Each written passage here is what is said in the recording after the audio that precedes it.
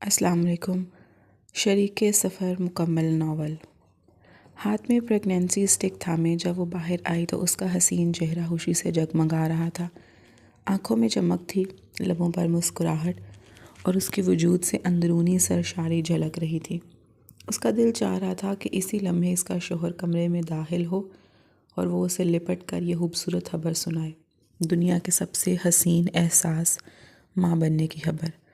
تبھی کمرے کا دروازہ کھلا اور چندہ اندر داخل ہوئی۔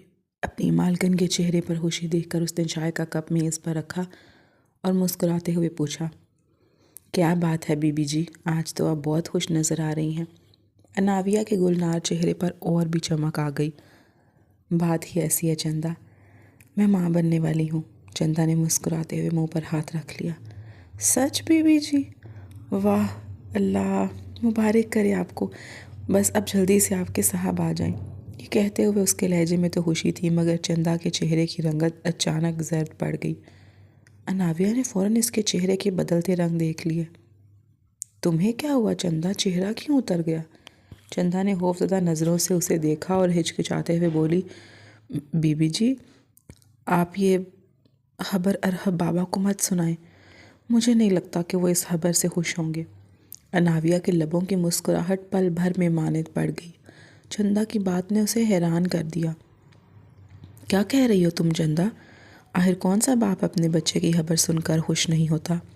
وہ ہمیشہ چندہ سے نرمی اور شفقت سے پیش آتی تھی۔ گھر کی ملازمہ ہونے کے باوجود کبھی اسے احساس نہیں ہونے دیا کہ وہ اس گھر کی خادمہ ہے، اور چندہ بھی وفاداری سے اس کی خدمت کرتی تھی۔ مگر آج جو بات اس نے کہی وہ اناویہ کے لیے ناقابل یقین تھی۔ چندہ نے نظریں جھکا لیں۔ آپ ٹھیک کہتی ہیں بی بی جی، لیکن ارحب بابا کو میں جانتی ہوں، آپ انہیں یہ خبر مت سنائیں تو بہتر ہوگا۔ اب اناویہ کے چہرے پر غصے کے آثار نمودار ہونے لگے۔ اسے یقین نہیں آ رہا تھا کہ چندہ اس کی خوشی کے لمحے کو اس طرح برباد کر دے گی۔ آج کا دن وہ اپنے لیے سب سے خوش قسمت دن سمجھ رہی تھی، وہ جس دن کا انتظار وہ مدتوں سے کر رہی تھی، مگر چندہ کی باتوں نے اس کے دل میں انجانے خدشات بھر دیے تھے۔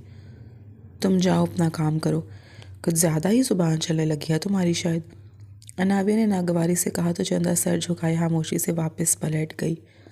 چندہ کی بات سن کر ایک پل کے لیے اس کا دل جیسے زور سے دھڑک اٹھا، مگر فوراً ہی اس نے خود کو سنبھال لیا۔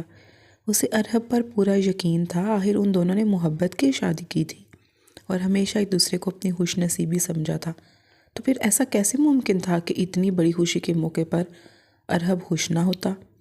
کچھ دیر بعد وہ کمرے سے باہر نکلی، مگر اب اس کے چہرے پر وہ پہلے جیسی مسکراہٹ نہیں تھی۔ داخلی دروازے سے اس نے ارحب کو اندر آتے دیکھا تو استقبالیہ قدموں سے چلتی ہوئی اس کے قریب پہنچی۔ اس کا بیگ تھامتے ہوئے بس ایک نظر اسے دیکھا، مگر دل و دماغ میں عجیب سی ہلچل مچی ہوئی تھی۔ اسے سمجھ نہیں آ رہا تھا کہ یہ خبر اسے کیسے سنانی چاہیے۔ ارحب نے اس کے چہرے پر الجھن چھائی ہوئی دیکھی تو فوراً بھانپ لی۔ کیا بات ہے، آج کچھ پریشان لگ رہی ہو؟ اس نے نرم لہجے میں پوچھا۔ اناویہ نے اپنی بڑی بڑی آنکھیں اٹھا کر اسے دیکھا۔ ایک پل میں ہی سارے خدشات جیسے مٹ گئے۔ اسے لگا کہ چندہ کی باتوں نے ناحق اس کے دل میں خوف پیدا کر دیا تھا۔ بیگ صوفے پر رکھتے ہوئے وہ آگے بڑھی اور ارحب کے گلے میں اپنی باہیں ڈال دیں۔ محبت بھری نظروں سے اس کی آنکھوں میں دیکھتے ہوئے وہ مسکرا رہی تھی، جب اس کے اپنے چہرے کی رنگت خوشی سے سرخ ہو چکی تھی۔ ارحب خاموشی سے اس کے چہرے کے اتار چڑھاؤ دیکھتا رہا۔ کیا بات ہے اناویہ؟ اس نے دوبارہ پوچھا۔ اناویہ نے شرماتے ہوئے اس کے کان کے قریب سرگوشی کی۔ آپ کو میری خوشی دیکھ کر اندازہ نہیں ہو رہا؟ آج فائنلی مجھے وہ سب کچھ مل گیا جس کی مجھے تمنا تھی۔ آپ بابا بننے والے ہیں ارحب۔ یہ کہتے ہوئے اس کے چہرے پر سرخی پھیل گئی، پلکیں جھک گئیں اور دل کی دھڑکن تیز ہو گئی، مگر ارحب بس خاموشی سے اسے دیکھتا رہا۔ کافی دیر بعد جب اس نے نظریں اٹھائیں تو اس کی آنکھوں میں خوشی کی چمک نہیں تھی، اس کے چہرے کے سارے روشن دیے جیسے پل بھر میں بجھ گئے ہوں۔ وہ خاموشی سے اس کی گرفت سے نکل کر اندر کمرے میں چلا گیا۔ اناویہ کا دل ایک دم تیزی سے دھڑکنے لگا۔ وہ فوراً اس کے پیچھے چلی گئی۔ اس کے ذہن میں ہزاروں سوال گردش کر رہے تھے۔ آخر ارحب نے خوشی کا اظہار کیوں نہیں کیا؟ وہ خبر جسے سن کر کسی شوہر کو خوشی سے آسمان سر پر اٹھا لینا چاہیے تھا، اس نے تو صرف خاموشی سے پلکیں جھکا لیں۔ ارحب اندر داخل ہوتے ہی دروازہ زور سے بند کر گیا کوٹ بیڈ پر پھینکتے ہوئے اس نے ٹائی کی گرا ڈھیلی کی اور پلٹ کر اسے دیکھنے لگا جو خوفزدہ نظروں سے اسے ہی دیکھ رہی تھی۔ اگلے ہی لمحے جب ارہب نے چنگھاڑتے ہوئے لہجے میں بات کی، اناویہ کے منہ سے بے اختیار ایک زوردار چیخ نکل گئی۔ جب سے وہ اس کی زندگی میں آئی تھی ارہب نے کبھی اسے سخت لہجے میں بات ہی نہیں کی تھی، نہ ہی تیکھی نظروں سے دیکھا تھا۔ وہ کبھی اس پر روب نہیں ڈالتا تھا، نہ ہی اپنے رویے سے اسے خوفزدہ کرتا تھا، مگر آج اس کے لہجے میں ایسی درندگی تھی کہ اناویہ کا وجود کپ کپا اٹھا۔ کس نے تم سے کہا کہ مجھے یہ بچہ چاہیے؟ وہ غصے سے چنگھاڑ رہا تھا اور وہ سہمی ہوئی نظروں سے اس کی آنکھوں میں دیکھ رہی تھی۔ کیا ہو گیا ارہب؟ یہ ہمارا بچہ ہے، ہمارے پیار کی نشانی۔ اس نے آگے بڑھ کر نرمی سے اسے قائل کرنا چاہا، مگر ارہب نے جھٹکے سے اسے خود سے دور دھکیل دیا۔ ہمارے پیار کی نشانی یا کسی تیسرے کی نشانی میرے سر پر تھوپ رہی ہو؟ اناویہ سکتے میں آ گئی۔ سامنے کھڑا شخص کوئی بھی ہو سکتا تھا مگر یہ اس کا ارہب خانزادہ نہیں تھا۔ آج وہ جس لہجے میں اسے بات کر رہا تھا، جس طرح زہر اگل رہا تھا، اناویہ نے اس سے پہلے کبھی ارہب کو یوں نہیں دیکھا تھا۔ کیا ہو گیا ہے ارہب؟ آپ کیا کہہ رہے ہیں؟ اس کا لہجہ لرز تھا، کمزور اور ٹوٹا ہوا تھا۔ اسے یقین نہیں آ رہا تھا کہ جس شخص نے اسے جان سے بڑھ کر چاہا وہی آج اس پر اتنا گھناؤنا الزام لگا رہا ہے۔ ارہب بھی آگے بڑھا، اس کے بازو کو مضبوطی سے تھام کر اسے اپنے قریب کیا۔ میں اچھی طرح جانتا ہوں تمہیں اور تمہارے کردار کو۔ میں تم سے محبت کرتا تھا اور یہ سوچ کر خاموش تھا کہ تم خود اپنی غلطی کا احساس کرو گی، مگر تم نے مجھے کیا صلاح دیا؟ آج اس ناجائز بچے کو میرے سر پر مسلط کرتے ہوئے یہ ظاہر کرنا چاہتی ہو کہ تم وفادار بیوی ہو، تم مجھ سے بہت محبت کرتی ہو۔ اناویہ کی آنکھوں سے آنسو بہنے لگے، مگر اس کی زبان کا زہر اسے اندر سے توڑ رہا تھا۔ خدا کے لیے خاموش ہو جائے رب۔ آپ ایسا کیسے کہہ سکتے ہیں؟ کیا یہی خان حویلی کے صاحبزادوں کا شیوا ہے؟ اپنی بیوی پر الزام لگانا، اسے بد کردار کہنا، اسے طوائف کا درجہ دینا، یہ کہنا کہ وہ غیر مردوں سے ملتی ہے، ان کے ساتھ سوتی ہے، اپنے ہی بچے کو ناجائز کہنا۔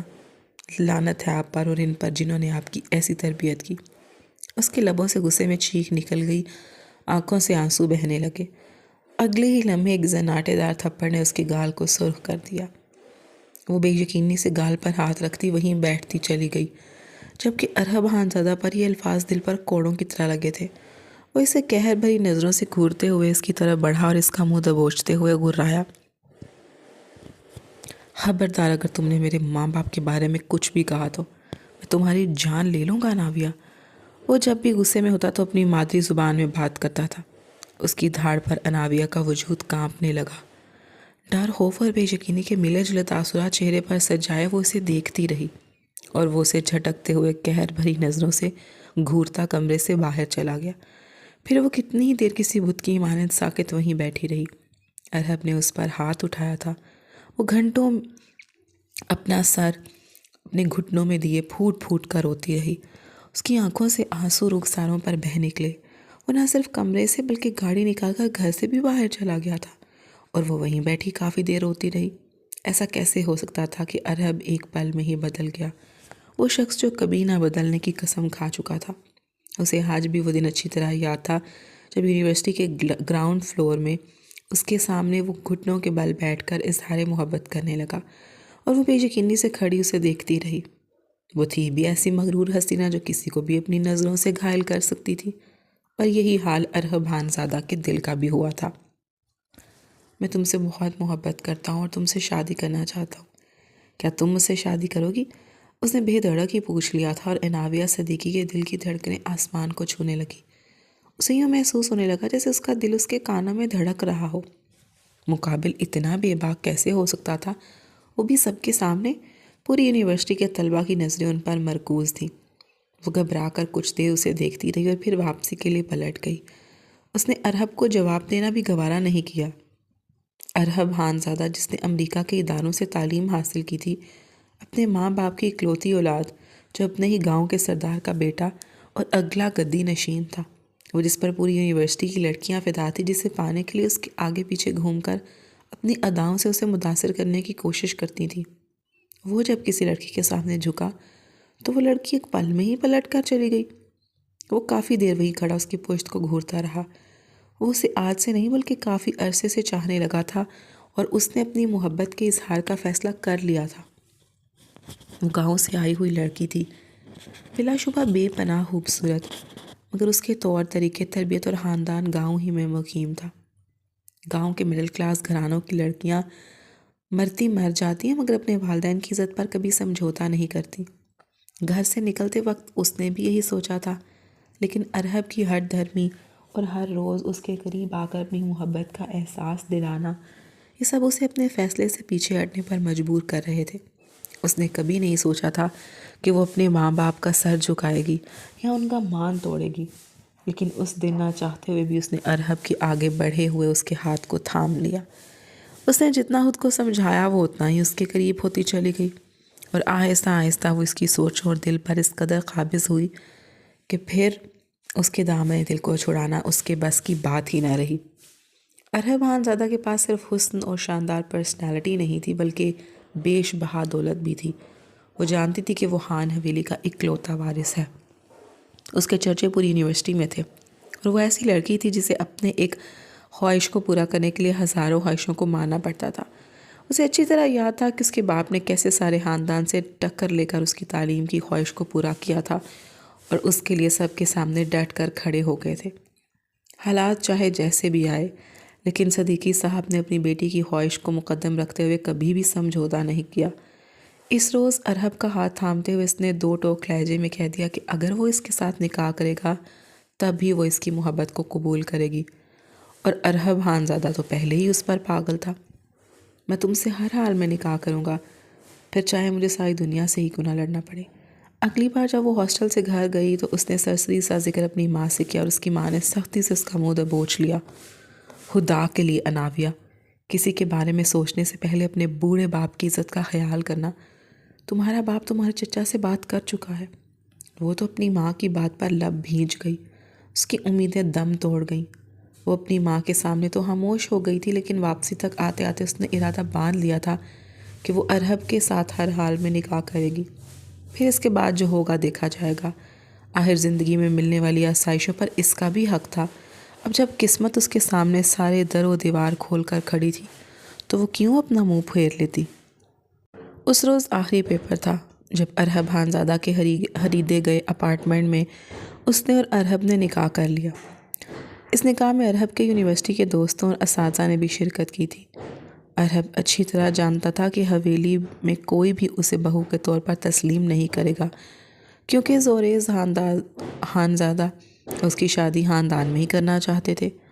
باہر سے آئی ہوئی لڑکی انہیں کبھی بھی قابل قبول نہیں ہوتی، اور پھر خصوصاً ایک مڈل کلاس گھرانے کی لڑکی، وہ تو بالکل نہیں۔ لیکن وہ اناویہ سے کبھی منہ نہیں موڑ سکتا تھا، وہ اس کی سچی محبت تھی، اور اسی لیے اس نے نکاح کرنے کا فیصلہ کیا۔ جبکہ دوسری جانب اناویہ نے بھی اپنے باپ اور بھائیوں کی عزت کو پسے پشت ڈال کر اس کے ساتھ نکاح کی حامی بھری تھی۔ اس روز جس دن اس نے ارحب کے ساتھ نکاح کیا وہ بہت خوش تھی۔ اندرونی خوشی اسے میسر آ چکی تھی۔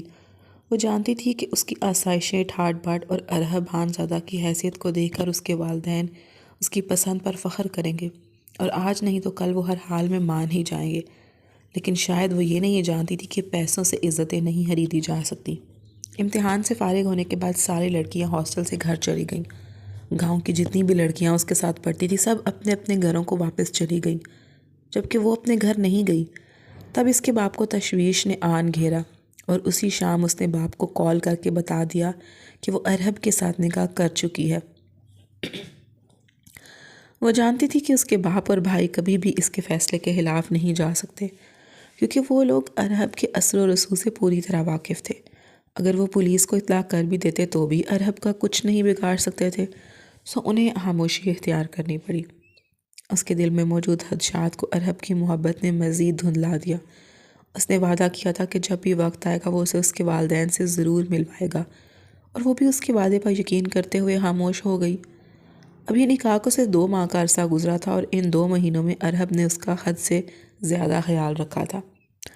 چونکہ اس کے والدین رضامند نہیں تھے، اس لیے ارحب نے بھی والدین کے ساتھ ناراضگی کا اظہار کیا۔ ان 2 مہینوں میں وہ اسے چھوڑ کر حویلی واپس نہیں گیا، بس یہیں اس کے پاس رہتا تھا۔ اس نے وہیں شہر میں ایک چھوٹا سا بزنس شروع کر لیا تھا، اور اب دن رات اسی پر محنت کر رہا تھا۔ مگر اناویہ کے دل میں عجیب خیالات جنم لینے لگے، جیسے اسے اپنے ہی باپ کی بد دعا لگ گئی ہو۔ اس کی ماں نے روتے ہوئے بتایا تھا کہ اس کے باپ کو رشتہ داروں نے طنز کا نشانہ بنایا ہے اور وہ مکمل طور پر بستر سے لگ چکے ہیں۔ اس کا دل باپ کے لیے اداسی سے بھر جاتا، لیکن اسے یقین تھا کہ ارحب ایک نہ ایک دن سب کچھ ٹھیک کر دے گا۔ مگر اب اس کا سارا یقین کسی جھاگ کی طرح بیٹھ چکا تھا۔ وہی ہوا جو چندا نے پہلے ہی کہہ دیا تھا۔ بے اختیار اس کے ذہن کا جھکاؤ چندا کی طرف چلا گیا۔ آخر وہ کیسے جانتی تھی کہ اس کے ساتھ یہ سب ہونے والا ہے؟ اسے پہلے سے کیسے معلوم تھا کہ ارحب اس کے بچے کو تسلیم ہی نہیں کرے گا؟ اب اسے اپنی برادری کی ساری ذمہ داری چندا ہی لگ رہی تھی۔ وہ غصے سے اٹھی اور تیزی سے کمرے سے باہر نکل گئی اور کچن میں کام کرتی ہوئی چندا کو جھنجھوڑ ڈالا۔ سچ سچ بتاؤ، تمہیں کیسے معلوم تھا کہ ارحب میرے بچے کو تسلیم نہیں کرے گا؟ پہلی بار اناویہ کو اس قدر شدید غصے میں دیکھ کر چندا تو بوکھلا گئی۔ کمرے سے آنے والی آوازیں اس نے سنی تھی مگر کبھی توجہ نہیں دی تھی۔ ویسے بھی یہ ان دونوں کے ذاتی معاملات تھے، وہ ہمیشہ ان کے ذاتی جھگڑوں سے دور رہی تھی۔ ملازموں کے معاملے میں اگر ارحب کبھی سخت رویہ اختیار کرتا بھی تو اناویہ کے ساتھ وہ ہمیشہ نرم دل ثابت ہوا تھا۔ اب اناویہ کو اپنے سامنے اس قدر غصے میں دیکھ کر چندا تو سہمی نظروں سے اسے دیکھنے لگی۔ میں نہیں جانتی بی بی جی، لیکن میں نے ارحب بابا کو کسی سے باتیں کرتے ہوئے سن لیا تھا، اسی لیے میں آپ کو روکنا چاہ رہی تھی۔ اناویہ حیرت سے اسے گھورنے لگی۔ کیا مطلب ہے تمہارا؟ کون سی باتیں؟ اور مجبوراً چندا کو اس کے سامنے زبان کھولنا پڑی۔ اس شام وہ چائے دینے کمرے میں گئی جب اناویہ لان میں چہل قدمی کر رہی تھی۔ چائے رکھ کر جیسے ہی وہ باہر نکلی، ارحب خانزادہ کی آواز نے اس کے قدم روک لیے۔ وہ فون پر کسی سے بات کر رہا تھا اور ساری گفتگو کا مرکز اناویہ تھی۔ اس لڑکی سے محبت کرنا اور اسے اپنی بیوی بنانا میری زندگی کی سب سے بڑی غلطی تھی اور اب مجھے اس غلطی کا احساس ہو گیا ہے۔ چندا یہ سب سنتی رہی اور اناویہ پھٹی پھٹی نظروں سے اسے دیکھتی رہی۔ میں کبھی بھی اس لڑکی کے ساتھ زندگی نہیں گزار سکتا اور نہ ہی اسے اپنی نسل بڑھانے کی اجازت دوں گا۔ یہ میرا وعدہ ہے آپ سے۔ واپسی پر چندا کے ذہن میں ارحب کے یہ آخری جملے گونجتے رہے۔ وہ جانتی تھی کہ وہ اناویہ سے محبت کرتا ہے، مگر اس کے باوجود وہ اس کے بارے میں اتنی سخت باتیں کر رہا تھا۔ ایک پل کو اسے ارحب کی سوچ پر افسوس ہوا۔ پھر چندا کی بات سنتے ہوئے اناویہ ہکا بکا رہ گئی، مگر وہ یہ نہیں جانتی تھی کہ معاملہ کس حد تک بگڑ چکا ہے، اس لیے اس نے خاموشی ہی اختیار کر لی۔ تم سچ کہہ رہی ہو؟ دیکھو اگر تم جھوٹ بول رہی ہو تو اللہ کے لیے مجھے سچ بتا دو، اناویہ نے چندا کی آنکھوں میں دیکھتے ہوئے التجائی لہجے میں کہا۔ اس کی آنکھیں نم سے بھرنے لگیں۔ وہ ارحب کے بارے میں ایسا سوچ ہی نہیں سکتی تھی، وہ ہمیشہ اسے سر آنکھوں پر بٹھائے رکھتا تھا، تو اب یہ کیسے ممکن تھا؟ میں سچ کہہ رہی ہوں بی بی جی، قسم لے لیں۔ چندا خود بھی حیران و پریشان کھڑی تھی اور اناویہ اس کی بات سن کر پھوٹ پھوٹ کر رونے لگی۔ اسے اندازہ نہیں تھا کہ اتنی مشکلوں سے حاصل کیا گیا رشتہ یوں پل بھر میں بکھر جائے گا، اور شادی کو ابھی صرف 2 ماہ ہوئے تھے اور وہ شخص جسے وہ اپنی زندگی کا سہارا سمجھتی تھی دوسروں سے اس کے بارے میں ایسی باتیں کر رہا تھا۔ وہ چندا کی بات پر یقین نہ کرتی اگر اسے اسی لمحے ارحب نے خود اس سخت لہجے میں دھتکارا نہ ہوتا۔ وہ باہر آ کر بیٹھ گئی۔ ارحب کا نمبر مسلسل بند جا رہا تھا۔ وہ نہ کسی کال کا جواب دے رہا تھا نہ میسج کا، اور وہ یہ بھی نہیں جانتی تھی کہ وہ اچانک گھر سے کہاں چلا گیا۔ تھوڑی دیر بعد چندا آ کر اس کے قریب کھڑی ہو گئی۔ بی بی جی، میں جانتی ہوں ارحب بابا آپ سے بہت پیار کرتے ہیں۔ انہوں نے حویلی والوں کو قائل کرنے کے لیے ہر حیلہ آزمایا۔ وہ پوری حویلی کے سامنے آپ کے لیے ڈٹ گئے تھے۔ اناویہ خاموشی سے اسے دیکھتی رہی۔ وہ جانتی تھی کہ چندا پہلے ہان حویلی میں کام کرتی تھی، اس کے والدین بھی وہیں ملازم تھے اور نکاح کے بعد ارحب اسے یہاں لے آیا تھا تاکہ وہ اناویہ کے قریب رہ سکے۔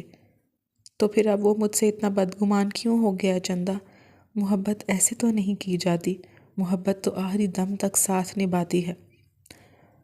اناویہ کی آواز لرز گئی اور نہ چاہتے ہوئے بھی وہ چندا کے سامنے رو پڑی۔ چندا نے نرمی سے اس کے ہاتھ پر ہاتھ رکھا۔ اسے اپنی مالکن سے خاص محبت تھی۔ جب نکاح کی بات چلی تھی تو ارحب نے اسے بطور گواہ حویلی لے جانے کا سوچا تھا۔ وہ چاہتا تھا کہ چندا اناویہ کی حقیقت سب کے سامنے بیان کرے، کیونکہ اس کے گھر والے یہی سمجھتے تھے کہ اناویہ ایک ماڈرن لڑکی ہے جو ہان حویلی کی عزت داغدار کر دے گی۔ ارحب چاہتا تھا کہ چندا جا کر سب کو بتائے کہ اناویہ باپردہ اور با کردار ہے، مگر نوبت وہاں تک پہنچی ہی نہیں تھی۔ ارحب پہلے ہی بدگمان ہو چکا تھا اور اناویہ کو یہ بھی معلوم نہیں تھا کہ اس بدگمانی کی وجہ کیا ہے۔ کہیں سے تسلی کا کوئی صلہ نہیں مل رہا تھا۔ وہ رات اس نے ارحب کے انتظار میں گزاری، مگر وہ نہیں آیا۔ شاید وہ واقعی اس سے سخت ناراض ہو چکا تھا۔ اگلی صبح جب وہ ناشتے کی میز پر ارحب سے ملی تو اسے اندازہ ہوا کہ وہ رات میں ہی گھر آ چکا تھا، مگر دوسرے کمرے میں ٹھہرا ہوا تھا۔ اسے حیرت ہوئی، آخر اتنی بھی کیا ناراضگی کہ وہ اس کی شکل دیکھنا بھی گوارا نہیں کر رہا۔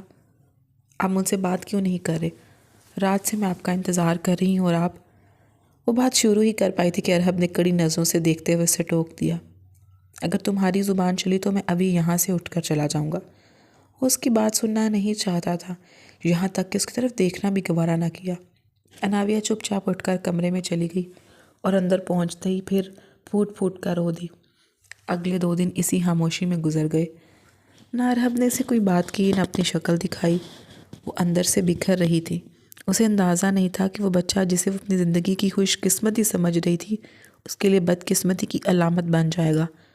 اور بدقسمتی کی انتہا یہ تھی کہ ابھی وہ دنیا میں آیا بھی نہیں تھا اور اس کا باپ اس سے بدگمان ہو چکا تھا۔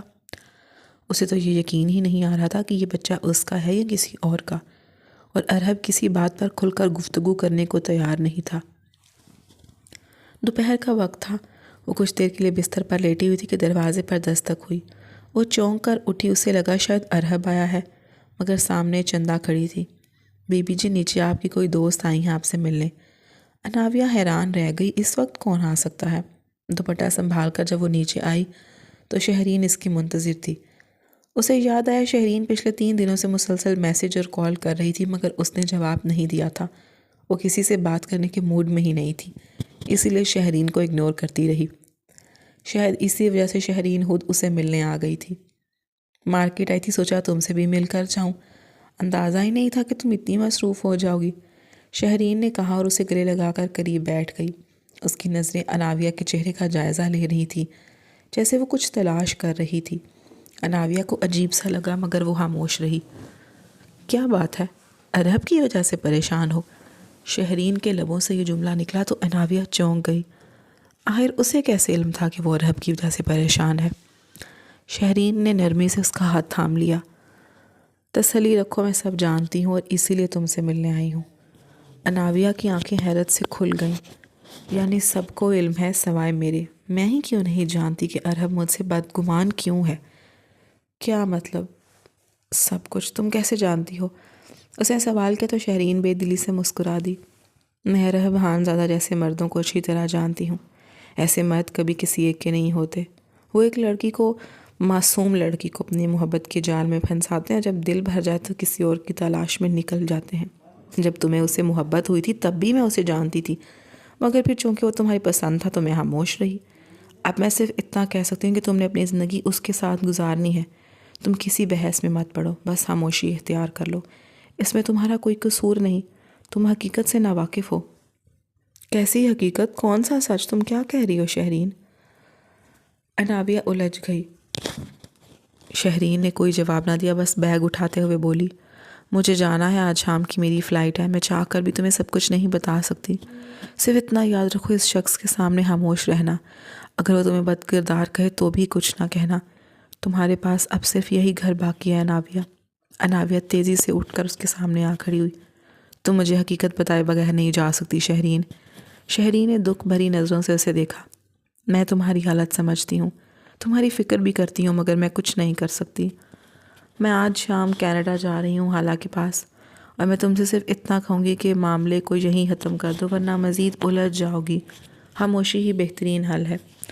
یہ کہہ کر شہرین چلی گئی، پیچھے چھوڑ گئی ان گنت سوالات، ایسے سوال جن کے جواب اناویہ کے پاس نہیں تھے۔ وہ سمجھ نہیں پا رہی تھی کہ شہرین کو ان سب باتوں کا علم کیسے ہوا۔ سوچتے سوچتے اس کا ذہن بوجھل ہو گیا، جبکہ دوسری طرف ارحب کا اس سے کوئی رابطہ نہیں ہو رہا تھا۔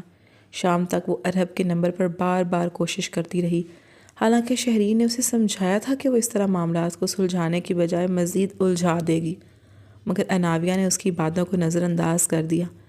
وہ سچ تک پہنچنا چاہتی تھی، وہ سب جاننا چاہتی تھی جو اسے چھپایا جا رہا تھا۔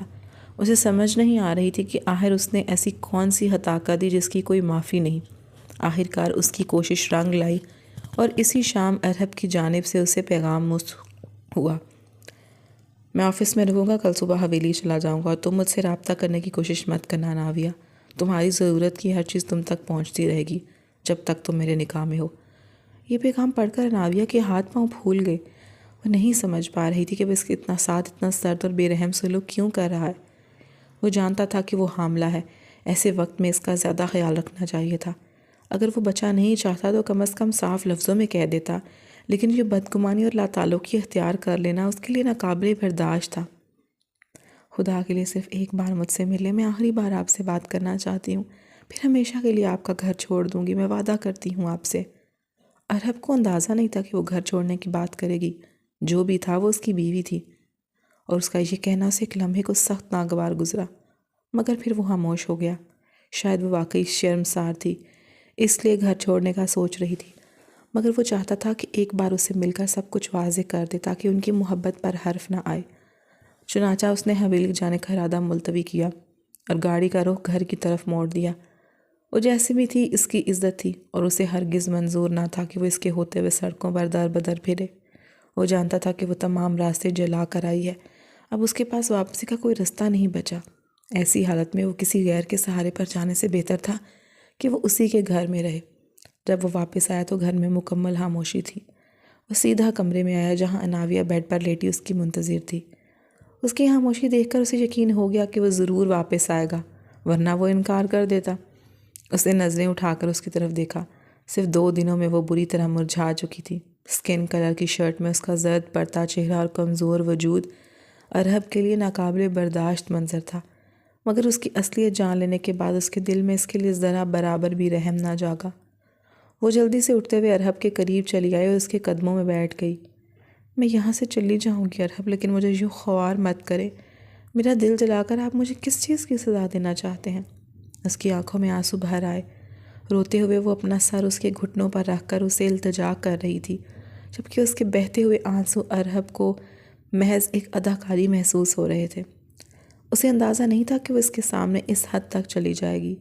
بجائے اس کے کہ وہ اپنی غلطی تسلیم کرتی، وہ معصومیت کا لبادہ اوڑھے یوں پیش آ رہی تھی جیسے اس کا کوئی قصور ہی نہ ہو۔ ارہب نے غصے سے اسے بازوں سے پکڑ کر اپنی طرف کھینچا تو وہ سیدھی اس کی باہوں میں آ گری۔ تمہیں شرم نہیں آتی ایک لڑکی ہوتے ہوئے اپنے شوہر کے سامنے ناٹک کرتے ہوئے؟ تمہیں اتنا ہی شوق ہے یہاں سے جانے کا، کسی غیر کی باہوں میں جھومنے کا؟ تو پھر میں تمہیں ابھی اور اسی وقت۔ اس سے پہلے کہ وہ مزید کچھ کہتا، ناویہ نے اپنا لرزتا ہوا ہاتھ سختی سے اس کے اوپر رکھ دیا اور پھر اس کے کندھے پر سر ٹکا گئی۔ اگر میں ناٹک کرتی تو کبھی آپ کے قدموں میں نہ بیٹھتی۔ اگر میرے پاس کوئی اور کندھا ہوتا تو میں آپ سے التجا نہ کرتی۔ اگر مجھے کسی اور کا سہارا ہوتا تو مجھے ارہب خانزادہ کے سہارے کی ضرورت ہی نہ پڑتی۔ میری ساری زندگی کا سرمایہ آپ ہیں، میرے پاس آپ کے علاوہ اور کچھ نہیں۔ ارہب نے اسے جھٹکتے ہوئے خود سے دور دھکیلا، کوٹ کی جیب سے چند تصویریں نکالی اور اس کے سامنے پھینک دی۔ وہ حیرت اور بے یقینی کے ساتھ تصویروں کو دیکھتی رہی۔ اگر تمہارے پاس کوئی اور سہارا نہیں تو یہ کون ہے جس کے کندھے پر سر رکھ کر تم خود بھول گئی ہو، جس کے گلے میں لگ کر ہاتھوں پر ہاتھ رکھ کر تم یہ تک بھلا گئی ہو کہ تم شادی شدہ ہو؟ تم ارہب خانزادہ کی محبت ہو، میری بیوی ہو، اور اب دوبارہ اپنی محبت کے جال میں مجھے پھنسانے آئی ہو۔ حقیقت یہ ہے ناویہ صدیقی کہ تم نے مجھ سے کبھی محبت کی ہی نہیں۔ تمہیں میرا صرف لائف سٹائل اور میری بیش قیمت دولت پسند آئی تھی، جس کے لیے تم نے ہر حد پار کر دی۔ اس کی آواز میں تلخی اور سفاکیت گھل چکی تھی۔ سفاکیت کی بھی ایک حد ہوتی ہے اور تم نے ہر حد پار کر دی ہے۔ میں سب کچھ بھول جاتا اگر یہ سب تمہارے نکاح میں آنے سے پہلے کا ہوتا۔ اگر تمہیں میرے ساتھ رہنا ہے تو اس بچے کو ختم کر دو، ورنہ میں بھی بھول جاؤں گا کہ میں نے کبھی تم سے محبت کی تھی۔ میں ایک خانزادہ ہوں اور ہمارے ہاں طلاق نہیں ہوتی، ورنہ تمہارے گناہ کے بعد میں کب کا تمہیں طلاق دے کر آزاد کر چکا ہوتا۔ وہ لمحے بھر کو رکا، پھر اس کی آنکھوں میں زہر بھر گیا۔ اور یہ ڈریس دیکھ رہی ہو، یہ میں نے تمہیں نکاح کے بعد تحفے کے طور پر دیا تھا۔ تم نے اسے پہن کر کسی اور کے وقت کو رنگین کیا۔ وہ کتنی ہی دیر زرد پڑتے چہرے کے ساتھ ارہب کو دیکھتی رہی۔ شادی کے بعد بھی تم نے کسی غیر کی محبت کو اپنے دل میں جگہ دی، اور اب تم ایک ناجائز بچے کو میرا نام دینا چاہتی ہو؟ تو سن لو ناویہ صدیقی، یہ سچ ہے کہ تمہارے اتنے بڑے گناہ کے بعد بھی مجھے تم سے نفرت نہیں ہوئی، کیونکہ میں نے تم سے سچی محبت کی تھی۔ لیکن ارہب خانزادہ تمہاری محبت میں اتنا پاگل نہیں کہ تمہارے اس گناہ کا بوجھ ساری زندگی اپنے کندھوں پر اٹھائے رکھے۔ وہ غصے سے چیختا ہوا صوفے پر جا بیٹھا اور ضبط سے آنکھیں بند کر لی۔ اناویہ آنسوؤں سے بھیگے چہرے کے ساتھ اس کی تصویروں کو دیکھتی رہی، پھر نظر اٹھا کر ارحب کی طرف دیکھا۔ آپ کو یہ تصویریں کہاں سے ملی؟ ارحب حیرانی سے اسے دیکھنے لگا، جیسے اسے اب بھی کسی شرمندگی کا احساس نہیں۔ آپ نے تصویریں دیکھ لی لیکن ان کی حقیقت جانے بغیر ہی الزام لگا دیا۔ یہ تصویر اور اس تصویر میں بیٹھا ہوا شخص میرا محرم ہے، میرا اپنا بھائی عمار صدیقی۔ ارحب کی آنکھوں میں طنز کی جھلک اتر آئی۔ جس نے مجھے یہ تصویریں دی اس نے بھی یہی کہا کہ تم سب سے پہلے پلٹا کھاؤ گی اور یہی کہو گی تصویر میں موجود شخص تمہارا بھائی ہے۔ اس کی بات پر اناویہ کو یوں محسوس ہوا جیسے اس کا دل دھڑکنا ہی بھول گیا ہو۔ آپ کو مجھ پر یقین نہیں ہے تو میں ابھی اسے کال کر کے بلاتی ہوں، آپ خود ہی دیکھ لیجئے گا۔ پہلے عمار بھی ہماری یونیورسٹی میں پڑھتا تھا لیکن جب جاب کے سلسلے میں اسے کراچی شفٹ ہونا پڑا۔ یہ میرا بھائی ہے عمار، جو میرے نکاح کے بعد کراچی سے واپس آیا تھا۔ ہاں، یہ میری غلطی تھی کہ میں نے اس سے ملاقات کی اور آپ کو اس کے متعلق کچھ نہیں بتایا، لیکن یہ تصویریں آپ کے پاس کیسے آئیں؟ وہ ابھی بھی حیرت بھری نظروں سے اسے دیکھ رہی تھی۔ میں یہ سچ جان کر تمہیں اس کے متعلق بتاؤں گا۔ ہم کل ہی تمہارے والدین کے پاس جا رہے ہیں۔ اور وہ خاموشی سے ارحب کو دیکھتی رہی۔ اس کے چہرے پر ناگواری کے تاثرات تھے، لیکن وہ اس پر یقین نہیں کر پایا تھا۔ کل کا دل اس کے لیے کون سی قیامت لے کر آنے والا تھا یہ وہ نہیں جانتی تھی۔ اس نے اپنی جانب سے اسے یقین دلانے کی کوئی کوشش نہیں کی تھی۔ وہ شخص مکمل طور پر بدگمان ہو چکا تھا، اور ایک بدگمان شخص تب تک یقین نہیں کرتا جب تک کہ حقیقت اس کے سامنے نہ آ جائے۔ اگلا دن کیسا ہوگا وہ اس کے متعلق نہیں جانتی تھی۔ وہ یہ بھی نہیں جانتی تھی کہ اس کے دل میں شک کا بیج کس نے اور کیوں بویا، لیکن حقیقت یہی تھی کہ ارحب فی الحال اس کا نام سننے کے موڈ میں نہیں تھا۔ اس کے ذہن میں ہزاروں سوالات جنم لے رہے تھے۔ اگر وہ سچ میں اس کا بھائی نکل آیا تو؟ نہیں، ایسا نہیں ہو سکتا۔ اس نے ساری تحقیق کی تھی، وہ اچھی طرح جانتا تھا۔ یہ اس شام کی بات ہے جس شام وہ آفس سے نکلا اور نکلتے ہی سیدھا اس کے لیے شاپنگ کرنے چلا گیا۔ وہ اناویہ کو سرپرائز دینا چاہتا تھا۔ شاپنگ کے بعد وہ سیدھا گھر آیا، لیکن پورا دن گزرنے کے بعد اناویہ گھر واپس نہیں آئی۔ پوچھنے پر اس نے نظریں بھی چرا لی۔ اناویہ نے ارحب سے جھوٹ بول دیا کہ وہ شہرین کے ساتھ شاپنگ پر گئی تھی، مگر جب ارحب نے شہرین کو فون کیا تو اس نے صاف کہہ دیا کہ وہ تو شہر میں ہی نہیں۔ تب ارحب کے یقین میں مزید اضافہ ہوا کہ اناویہ ضرور کسی غیر مرد سے ملنے گئی ہوگی۔ جس دن اس نے اناویہ سے نکاح کیا تھا اس روز اس نے قسم کھائی تھی کہ وہ اسے ہمیشہ خوش رکھے گا، اتنا خوش کہ اسے کبھی کسی چیز کی کمی محسوس نہیں ہوگی۔ مگر نکاح کے صرف 2 ماہ بعد ہی ان کی زندگی میں وہ طوفان آ گیا جس کا وہ تصور بھی نہیں کر سکتا تھا۔ اس روز اسے ایک انجان نمبر سے کال موصول ہوئی۔ فون پر موجود شخص نے اسے ایک محض پتے پر آنے کے لیے کہا اور یہ بات اناویہ سے چھپانے کی بھی تاکید کی۔ ارحب نے آج تک اناویہ سے کوئی بات نہیں چھپائی تھی، نہ ہی کبھی اس پر شک کیا تھا، مگر مقابل کی باتوں میں ایسی سنجیدگی تھی کہ وہ مجبوراً چپ رہا۔ اس نے سوچا کہ جب تک وہ پوری حقیقت نہیں جان لیتا تب تک اناویہ کو کچھ نہیں بتائے گا۔ اسی دن وہ اس فلیٹ میں پہنچا جہاں ایک عورت مکمل برقعے میں اس کا انتظار کر رہی تھی۔ اس نے چہرہ تک چھپایا ہوا تھا اور جب اس نے بولنا شروع کیا تو ارحب کے قدم زمین میں گڑ گئے۔ اس عورت نے اناویہ کے متعلق ہر وہ بات کہی جس پر یقین کرنا اس کے لیے ناممکن تھا۔ اس نے نہ صرف الفاظوں میں زہر گھولا بلکہ ثبوت بھی دیے، تصویریں، پیغامات اور ایسے شواہد جو ارحب کے دل میں جلتی پر تیل کا کام کر گئے۔ اس کے اعتماد، اس کی محبت، اس کا مان سب لمحوں میں راکھ ہو گئے۔ ان کی بستی زندگی میں آگ لگ گئی۔ پھر اگلے ہی دن اناویہ نے اسے ماں بننے کی خوشخبری دے دی اور وہ تو ضبط ہی کھو بیٹھا۔ حالانکہ اس نے خود سے وعدہ کیا تھا کہ جب تک معاملے کی تہہ تک نہیں پہنچتا تب تک اناویہ سے کچھ نہیں کہے گا، مگر دل کے طوفان کو وہ زیادہ دیر قابو میں نہ رکھ سکا اور آخر سب کچھ اناویہ کے سامنے کھول کر رکھ دیا۔ اگلی صبح گاڑی اس کے گاؤں کے جانب رواں دواں تھی۔ گاڑی میں مکمل خاموشی چھائی ہوئی تھی۔ جہاں وہ اپنی سوچوں میں گم تھی وہیں ارحب نے بھی اسے مخاطب کرنا ضروری نہیں سمجھا۔ دونوں اپنے اپنے ذہن میں اپنی الجھنوں سے لڑ رہے تھے۔ آخرکار گاڑی اس گھر کے دروازے کے سامنے آ کر رکی۔ ایک پل میں ہی اس کے بچپن کا سارا منظر اس کی آنکھوں کے سامنے گھوم گیا۔ اس گھر میں اس نے کتنے حسین دن گزارے تھے، اسے اچھی طرح یاد تھا، اور ان حسین دنوں کے عوض اس نے ارحب خانزادہ کو تھام لیا تھا۔ ان سب رشتوں کو فراموش کر کے گھر کے دروازے پر دستک دے کر وہ کچھ دیر انتظار کرتے رہے۔ چند لمحوں بعد دروازہ کھلا تو سامنے شبانہ بیگم تھی۔ انہیں دیکھتے ہی اناویہ کی آنکھوں سے آنسو بہہ نکلے، جبکہ وہ حیرت سے اسے دیکھتی رہ گئی۔ کچھ دیر تک خاموشی رہی، پھر وہ واپس پلٹ گئیں اور اناویہ جلدی سے ان کے پیچھے لپ گئی۔ امی میں آپ سے ملنے آئی ہوں، اب آئی ہو جب ہمارے پاس کچھ نہیں بچا۔ واپس چلی جاؤ اناویہ، تمہاری زندگی بہت خوبصورت ہے، اس زندگی میں واپس مت آؤ جو تمہاری خوشیوں کو نگل جائے۔ یہی وہی الفاظ تھے جو کبھی اس کی ماں نے اس کے سامنے دہرا کر ارحب کا ہاتھ تھاما تھا۔ وہ جلدی سے اپنی ماں کے قدموں میں بیٹھ گئی۔ امی مجھے معاف کر دیں، میں آپ سے ملنے آئی ہوں، مجھے میری ہر غلطی کی سزا مل چکی ہے، میں نے سب کچھ اسی جہاں میں پا لیا، مجھے اندازہ ہو چکا ہے کہ بدگمانیوں کے دکھ کتنے بڑے ہوا کرتے ہیں۔ ارحب بس خاموشی سے دروازے میں کھڑا اسے روتے ہوئے دیکھتا رہا۔ اس روز ان لوگوں نے اس سے ملاقات تو کی، مگر شاید مرعوب ہو کر، دل سے معاف کر کے نہیں۔ اس بات کا اندازہ ارحب کو بھی ہو چکا تھا۔ امی عمار کہاں ہے؟ مجھے عمار سے بات کرنی ہے، اسے ملنا ہے، اسے بلا لیجئے۔ شبانہ بیگم نے عمار کو کال کر دی۔ ارحب کے دل کی دھڑکنیں بے ترتیب ہو رہی تھیں، اسے اب تک یقین نہیں آ رہا تھا کہ اس گھر میں موجود لڑکا واقعی اس کا بھائی ہے۔ کچھ ہی دیر بعد وہی شخص اندر داخل ہوا اور اسے دیکھتے ہی ارحب جیسے سن کھڑا رہ گیا۔ سامنے موجود شخص وہی لڑکا تھا جو تصویر میں دکھایا گیا تھا۔ عمار فوراً آگے بڑھا اور بغیر کسی ناراضگی کے اناویہ کو گلے لگا لیا۔ اناویہ اس کے گلے لگتے ہی بری طرح رو پڑی۔ اس کے اندر اپنوں سے ملاقات کا غبار نہیں تھا، بلکہ اس شخص کی بدگمانی کا غبار تھا جسے اس نے اپنا سب کچھ قریبی رشتہ مانا تھا۔ کیا ہوا ناویہ گڑیا، کوئی پریشانی ہے؟ اس نے کہا اور ناویہ نے اسے پکڑ کر کمرے کی طرف لے آئی۔ پلٹتے ہوئے اس نے ارحب کو بھی اندر آنے کا اشارہ کیا۔ اس لمحے پہلی بار ارحب کے سینے میں جیسے کسی نے گھونسا مار دیا ہو۔ جس لڑکی سے وہ بے پناہ محبت کرتا تھا، آج وہی لڑکی اس کے سامنے اپنی حقیقت کے ساتھ کھڑی تھی، اور سامنے موجود شخص واقعی اس کا بھائی تھا۔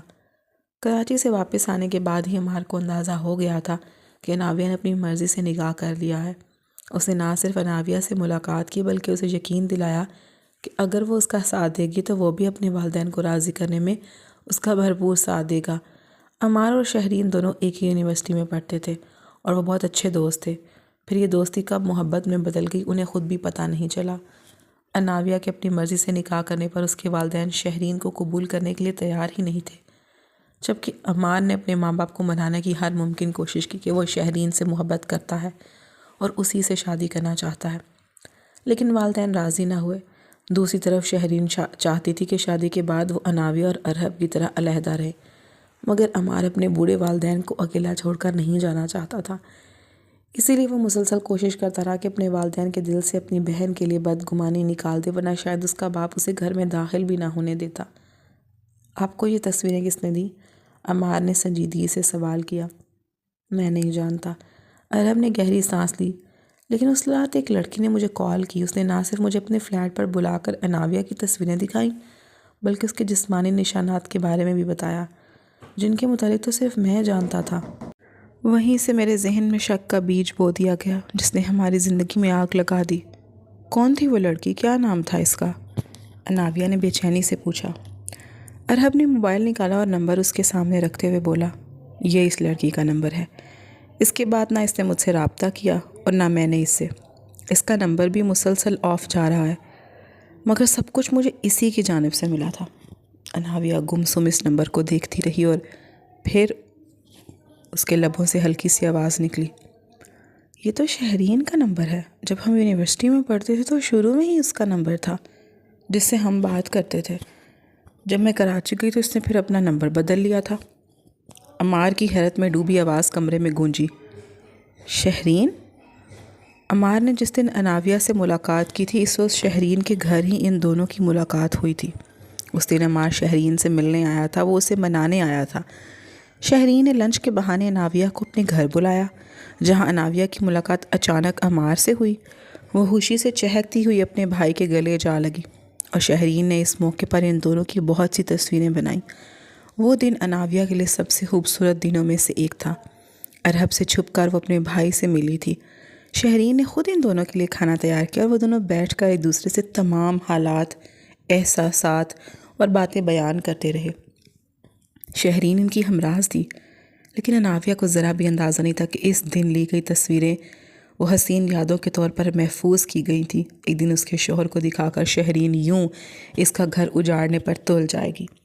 اور پھر اس کے بعد شہرین نے خود اس کے گھر آ کر اسے اس کے شوہر کے خلاف بھڑکایا تاکہ وہ کبھی بھی حقیقت کھولنے کی ہمت نہ کر سکے۔ عمار نے ان دونوں کے سامنے ساری حقیقت رکھی۔ اس نے بتایا کہ شہرین سے اس کا رشتہ ختم ہو چکا ہے اور وہ اسے آخری بار سولو کی کوشش کرنے کے لیے آیا تھا۔ جب اناویہ اسے ملنے پہنچی، اناویہ حیرت زدہ بیٹھی عمار کی باتیں سنتی رہی۔ اتنا سب کچھ ہو جانے کے بعد بھی شہرین نے اسے ایک لفظ نہیں بتایا تھا، حالانکہ وہ اس کی بہترین دوست تھی۔ عمار نے تفصیل سے بتایا کہ ان کے درمیان بریک اپ کی بنیادی وجہ شہرین کا وہ مطالبہ تھا جسے وہ قبول ہی نہیں کر سکا۔ شہرین چاہتی تھی کہ وہ اناویہ اور ارحب کی طرح اپنی علیحدہ دنیا بسائیں، جہاں کی ساری جائیداد بیچ کر وہ بیرون ملک چلے جائیں اور وہیں شادی کر لیں۔ لیکن عمار تو اپنے بوڑھے والدین کو چھوڑ کر جانے پر آمادہ نہیں تھا۔ وہ چاہتا تھا کہ شہرین پاکستان میں ہی رہے، وہ مل کر ان کے والدین کی خدمت کریں، چاہے الگ گھر لے لیں، مگر اپنے ملک اور اپنے والدین سے جدائی اسے منظور نہیں تھی۔ اس نے کہا، اناویہ پہلے ہی اپنی پسند سے نکاح کر کے اپنی زندگی میں خوش ہے۔ اب امی ابو کے پاس صرف میں ہی سہارا ہوں۔ اگر پھر میں بھی چلا گیا تو وہ بالکل اکیلے رہ جائیں گے۔ اسی بات کو بنیاد بنا کر شہرین نے اسے ہمیشہ کے لیے رشتہ توڑ دیا۔ وہ جانتی تھی کہ عمار اسے بے پناہ محبت کرتا ہے، اس لیے چند دنوں میں وہ خود اسے منانے آ جائے گا۔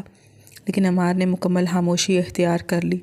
کچھ ہی دنوں بعد عمار کی والدہ نے اپنی مرضی سے اپنے ہی رشتہ داروں میں اس کی منگنی طے کر دی۔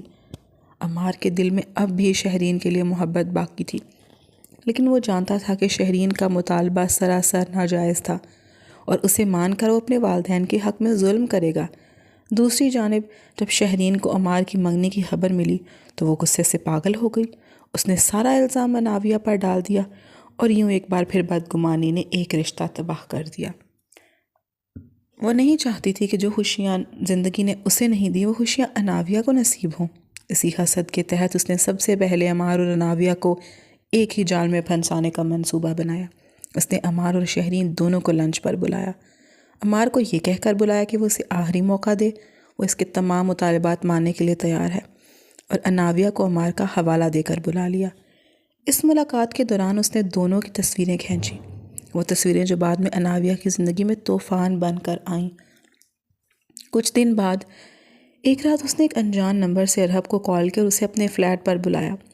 ارحب اس دن وہاں چلا گیا اور وہاں اس عورت نے نہ صرف اسے اناویہ کے ماضی کے متعلق گمراہ باتیں بتائیں بلکہ وہ تصویریں بھی دکھائیں جو اس نے خود بنائی تھی۔ وہ جانتی تھی کہ ارحب خانزادہ اپنی بیوی کی فیملی کے بارے میں زیادہ تو نہیں جانتا۔ اسے یقین تھا کہ اس کی باتیں سن کر وہ ہر دھرم شخص فوراً بدگمان ہو جائے گا اور شاید جاتے ہی اناویہ کو طلاق دے دے گا۔ اس کے نزدیک اگر بعد میں حقیقت سامنے آ بھی گئی تو کوئی فرق نہیں پڑے گا، کیونکہ تب تک تو اناویہ کی زندگی برباد ہو چکی ہوگی۔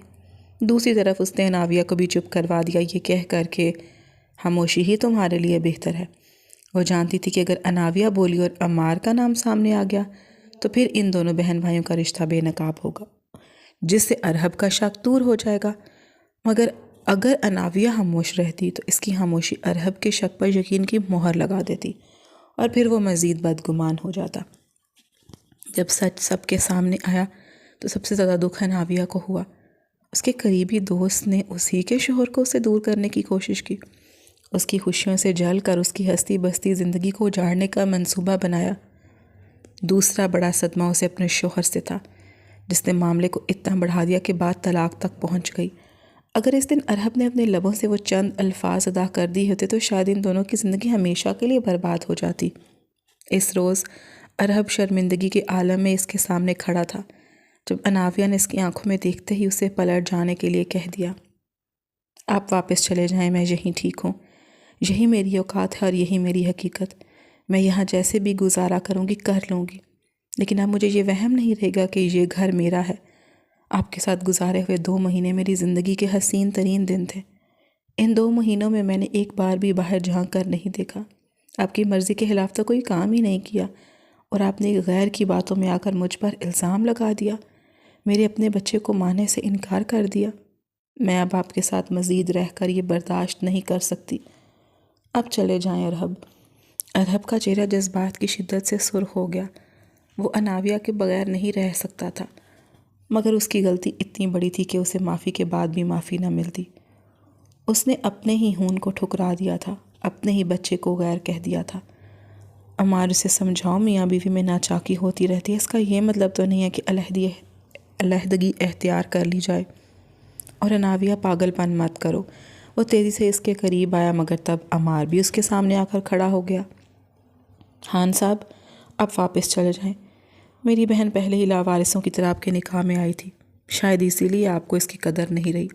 اس نے آپ سے محبت کی اور آپ کو اپنایا۔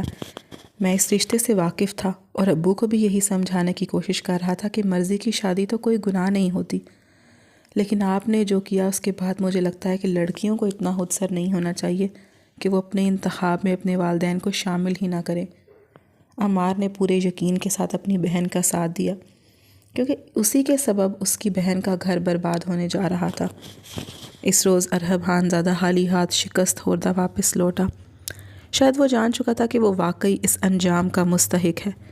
اس نے اپنی بیوی پر شک کیا، اس لڑکی پر جس کے ساتھ رہنے کے لیے سب کچھ قربان کر دیا تھا، سارے رشتے توڑ دیے، سب کشتیوں کو جلا دیا، لیکن وہ پھر بھی اس کے ساتھ ڈٹی رہی، کھڑی رہی، اور آج اس نے اسی رشتے کو ٹھکرا کر اسے بد کردار کہہ دیا۔ وہ اپارٹمنٹ جہاں وہ دونوں اپنی زندگی کا ایک عرصہ گزار چکے تھے اب اس کے بغیر ایک سنسان اور ویران کمرہ محسوس ہو رہا تھا۔ پھر اس روز جب وہ اکیلا واپس آیا تو چندا نے اسے حیرت بھری نظروں سے دیکھا۔ ارہب بابا، بی بی جی کہاں ہیں؟ آخرکار وہ پوچھ ہی بیٹھی۔ اس گھر میں ناویہ کی موجودگی کی عادت پڑ چکی تھی۔ ارہب خاموشی سے چندا کی طرف دیکھتا رہا جیسے الفاظ کہیں گم ہو گئے ہوں۔ چندا، کیا وہ میرے جانے کے بعد بہت اداس رہی تھی؟ چندا پلٹ کر اسے دیکھنے لگی۔ آج اس کا لہجہ ٹوٹا ہوا تھا، آنکھیں بے تحاشا سرخ جیسے ابھی وہ شخص رو پڑے گا، چہرے پر پشیمانی بھی صاف جھلک رہی تھی۔ بی بی جی بہت روئیں بابا سائیں، جب آپ چلے گئے وہ آپ کا انتظار کرتی رہیں۔ ان 2 دنوں میں انہوں نے کھانا پینا چھوڑ دیا، وہ مجھ سے بس آپ کے بارے میں پوچھا کرتی تھیں۔ لیکن اب بی بی جی کہاں چلی گئیں؟ چندا کے لہجے میں فکر اور حیرانی تھی۔ میں نے اسے کھو دیا ہے چندا، صرف اپنی بے وقوفی اور اپنے شک کی وجہ سے، اور شاید میں اب اسے دوبارہ کبھی نہ پا سکوں۔ یہ الفاظ اس نے جتنی اذیت سے کہے تھے، وہ درد صرف اس کا دل جانتا تھا۔ اگلے ہی دن وہ اپارٹمنٹ سے اپنا سامان اٹھا کر حویلی واپس چلا گیا۔ چندا بھی اس کے ساتھ تھی۔ 2 مہینے بعد جب وہ حویلی کے دروازے سے اندر داخل ہوا تو سبھی مکین حیران رہ گئے۔ مجھے لگتا ہے عشق کا بھوت اتر گیا ہے برہودار جو واپس حویلی پلٹ آئے ہو، زوریز خانزادہ نے طنز کے تیر برسائے، جبکہ ارہب اپنے باپ کی طرف خاموشی سے دیکھتا رہا۔ میں آپ کا بیٹا ہوں بابا سائیں، میں کبھی غلط انتخاب نہیں کر سکتا۔ اس بار آپ کو لینے آیا ہوں تاکہ عزت اور احترام کے ساتھ اپنی بیوی کو اس کے ماں باپ سے مانگ کر لاؤں، کیونکہ اس حویلی کا وارث اس کی کوکھ میں ہے۔ وہ اتنی ہی عزت کی حقدار ہے جتنی اس حویلی کے باقی مکین۔ وہ سر جھکائے بولا مگر اس کے لہجے کی نرمی میں عزم کی پختگی تھی۔ اس کی بات سن کر تو اس کی ماں خوشی سے نہال ہو گئی۔ چاہے وہ پہلے اپنے شوہر کے فیصلے سے متفق تھیں، لیکن نکاح کے بعد انہیں محسوس ہونے لگا کہ ان کا بیٹا تو واقعی خوش ہے، ایک ہنستی مسکراتی زندگی گزار رہا ہے۔ انہیں اناویہ کے بارے میں اکثر چندا سے معلومات ملتی رہتی تھی اور چندا ہمیشہ اناویہ کی تعریفوں کے پل باندھتی، اس لیے وہ دل ہی دل میں اناویہ سے ملنے کی خواہش رکھتی تھی۔ اور اب جب انہیں پوتے کی خوشخبری ملی تو ان کی خوشی کا کوئی ٹھکانہ نہ رہا۔ زوریز خانزادہ نے حیرت بھری نگاہوں سے اپنے بیٹے کو دیکھا۔ ان کا بیٹا اپنی مرضی سے نکاح کر چکا تھا اور وہ اس کے بات کے سخت خلاف تھے، لیکن جب انہیں اپنے آنے والے پوتے کی خبر ملی تو ان کا دل بھی بسیج گیا۔ 2 دن تک وہ خاموش رہے مگر ان کے بیٹے کی ضد میں ذرا بھی کمی نہ آئی۔ زوریز چاہتے تھے کہ وہ خود جا کر بہو کو حویلی میں لے آئے، مگر ان کا بیٹا بضد تھا کہ وہ اس کے ساتھ جائے اور عزت و احترام سے اس کے ماں باپ سے اس کا ہاتھ مانگے۔ بالآخر اس کی ضد پوری کرتے ہوئے اس شام حویلی کی گاڑی شہر کی طرف روانہ ہوئی۔ حویلی کے سب سے بڑے سردار اس روز ایک عام سے مڈل کلاس محلے کی گلیوں سے گزرتے جا رہے تھے، صرف اپنے بیٹے کی محبت کو مانگنے کے لیے۔ ارہب خوشی سے نہال تھا مگر دل میں انجانے خدشات بھی تھے۔ اسے معلوم تھا کہ اناویہ اس کے والدین کے سامنے کیسا برتاؤ کرے گی۔ کیا وہ اب بھی اپنی ناراضگی پر قائم رہے گی یا اسے معاف کر دے گی؟ لیکن وہ اب اسے پورے عزت و احترام سے اپنانا چاہتا تھا، اسے وہ مقام دینا چاہتا تھا جس کی وہ ہمیشہ سے طلبگار تھی۔ زوریز خانزادہ کو اپنے گھر کی دہلیز پر دیکھ کر جہاں عمار حیرت و پریشانی کے عالم میں کھڑا رہ گیا، وہیں صدیقی صاحب خاموشی سے پلٹ آئے۔ ان کے دل میں خیال آیا کہ اگر زوریز جیسا شخص اپنے بیٹے کی خوشی کی خاطر خود چل کر آ سکتا ہے تو وہ کیوں نہ اپنی بیٹی کی خوشی کے لیے قدم بڑھائیں۔ ویسے بھی وہ لوگ دیکھ چکے تھے کہ زوریز کے گھر والوں نے اناویہ کو کس قدر عزت دی ہے۔ ان کی بیٹی کا انتہا برا نہیں تھا، بس دکھ اس بات تھا کہ اناویہ نے ان کی مرضی کے خلاف جا کر نکاح کیا، حالانکہ وہ اس کا رشتہ اپنے بھتیجے سے طے کر چکے تھے۔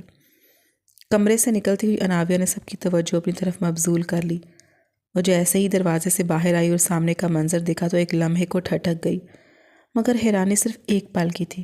اگلے ہی لمحے وہ پورے اعتماد قدموں سے آگے بڑھی اور زوریز اور ملالہ بیگم کے سامنے سر جھکا دیا۔ السلام علیکم بابا سائیں۔ اس کے لبوں سے نکلے یہ الفاظ سن کر ارہب کے دل میں خوشی کی لہر دوڑ گئی، ایک سرشاری سکون اس کے وجود میں اتر گیا۔ یہی تھی اس کی بیوی اناویہ ارہب، جسے بڑوں کا بہت احترام کرنا آتا تھا۔ وہ جانتی تھی کہ اس کے سسر اور ساس عزت کے کس قدر قائل ہیں۔ ناراضگی صرف ان کے بیٹے سے تھی، ان کا کوئی قصور نہیں تھا۔ اس روز جب زوریز نے خوشی اور احترام سے اس کا ہاتھ مانگا تو صدیقی صاحب نے بلا جھجک ہاں کر دی۔ زوریز کے چہرے پر سکون چھا گیا۔ ان کے دل نے گواہی دی کہ واقعی ان کے بیٹے کی پسند بے مثال ہے۔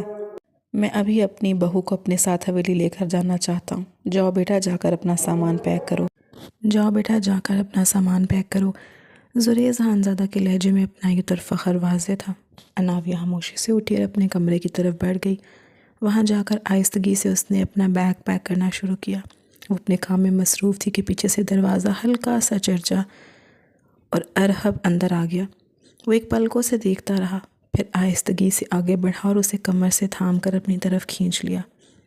ابھی تک ناراض ہو جانے من، اب تو یہ ناراضگی ختم کر دو۔ تمہیں منانے کے لیے میں تمہارے سسر اور ساس صاحبہ کو بھی تمہارے دروازے پر لے آیا ہوں۔ اس کے لہجے میں شرمندگی کے ساتھ محبت کی گرمی تھی۔ اناویہ نے اس کی آنکھوں میں دیکھا جہاں سچائی اور محبت کے سوا کچھ نہ تھا۔ اس کی آنکھوں سے بے اختیار آنسو بہہ نکلے۔ دل میں ایک درد سا اٹھا۔ کاش وہ شخص اس دن اس پر بھروسہ کر لیتا، کاش شک کی جگہ یقین نے لی ہوتی۔ ارہب نے نرمی سے آگے بڑھ کر اسے اپنی انگلیوں کے پوروں سے اس کے آنسو چول لیے، جیسے ہر قطرہ اپنے دل پر محسوس کر رہا ہو۔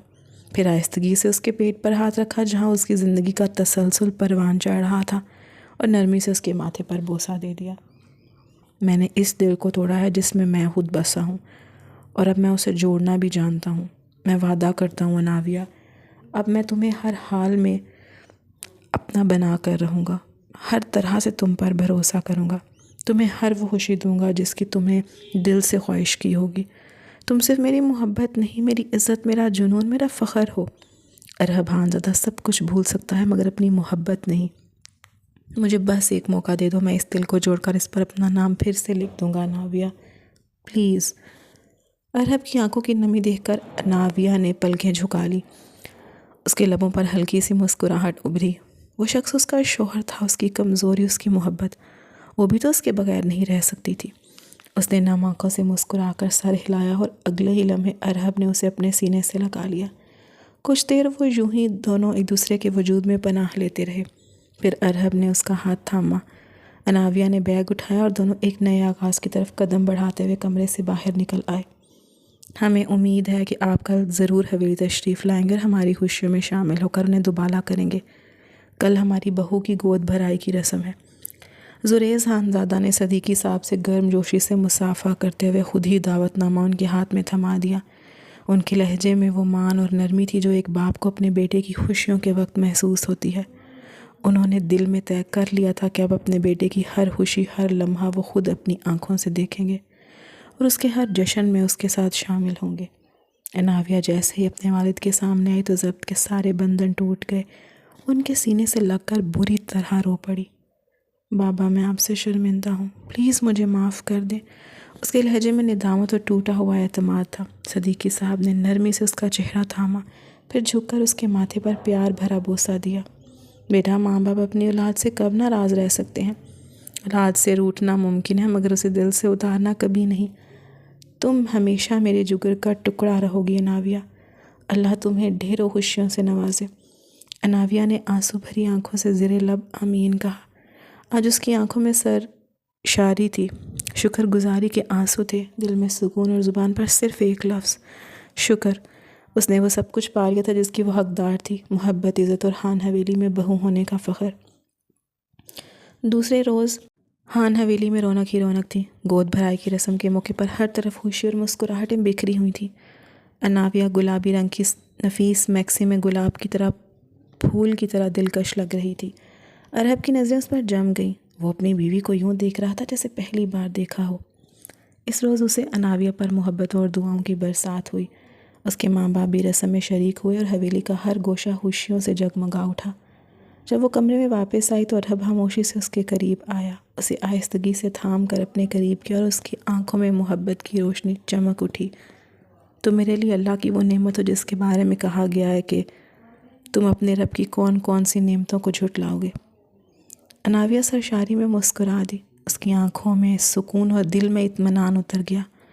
واقعی زندگی اگر آپ کو محبت، عزت اور اپنائیت سب کچھ دے دے تو کچھ تلخ رویوں، کچھ پرانی ناراضگیوں کو ہمیشہ کے لیے بھلا دینا چاہیے۔ کچھ لوگ صرف آپ کی زندگی میں زہر گھولنے کے لیے آتے ہیں۔ ان سے اتنا فاصلہ رکھنا ہی بہتر ہے کہ ان کی بد نظر آپ کی ہنستی مسکراتی زندگی کو چھو بھی نہ سکے۔ کچھ رشتے صرف آپ کی خوشیوں کو نگلنے کے لیے بنتے ہیں، اور کچھ رشتے ہوتے ہیں جن کے لیے ان سب کو چھوڑ دینا ضروری ہو جاتا ہے، کیونکہ کچھ قیمتی رشتوں کو پانے کے لیے چند زہریلے رشتوں کو کھونا ہی سب سے بڑی جیت ہوتی ہے۔ ختم شد۔